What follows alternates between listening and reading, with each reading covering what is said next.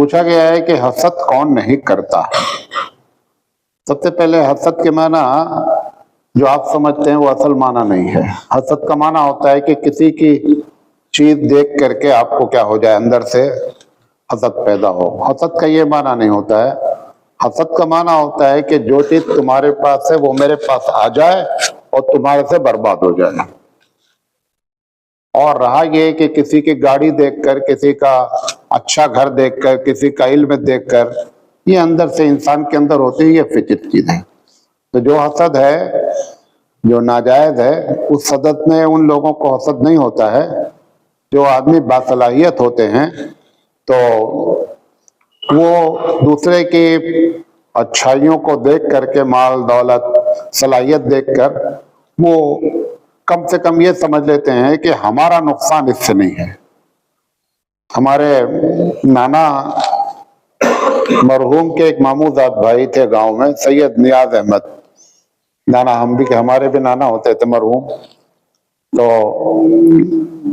वो एक बड़ी अच्छी बात कहते थे। वो ये कहते थे कि अगर किसी के पास और पैसा आ जाएगा, और मेरे पास भी पैसा है, अगर उनके पास पैसा नहीं आएगा तो हमेशा हमको सताएंगे, हमसे पैसा मांगेंगे। तो लिहाजा अगर उनके पास भी पैसा आ जाए तो कम से कम तुम्हारा फायदा ये होगा कि तुमको कम से कम वो सताना बंद कर देगा।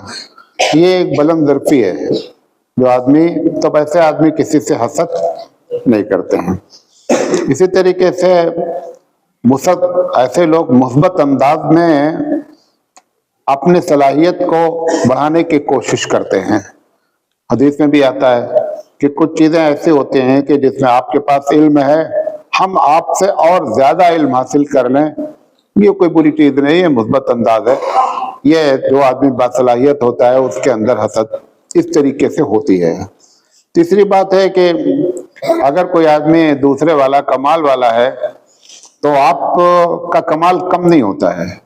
एक आदमी मैथ का बहुत बड़ा मास्टर आदमी है, ठीक है, अब मैं कुरान का इल्म रखता हूं तो आप अपने आप उससे कम क्यों समझ रहे हैं भाई? तुम अपने अरबी का मुहावरा है लिकुल्लि फन्निन रिजाल, हर फन के कुछ लोग क्या होते हैं, बासलाहियत लोग होते हैं। आप उस लाइन के आदमी, हम इस लाइन के आदमी हैं। तो अगर बासलाहियत होगी तो फिर हसद नहीं होता है। तो इसी तरीके से दूसरे को नीचा दिखाने से किसी की खूबी बढ़ती नहीं है। अगर किसी को नीचा दिखलाते हैं तो आपकी खूबी जो है ना वो बढ़ती नहीं है, ये सोचते हैं। ज्यादा ऐसे लोग हसद नहीं करते। वाला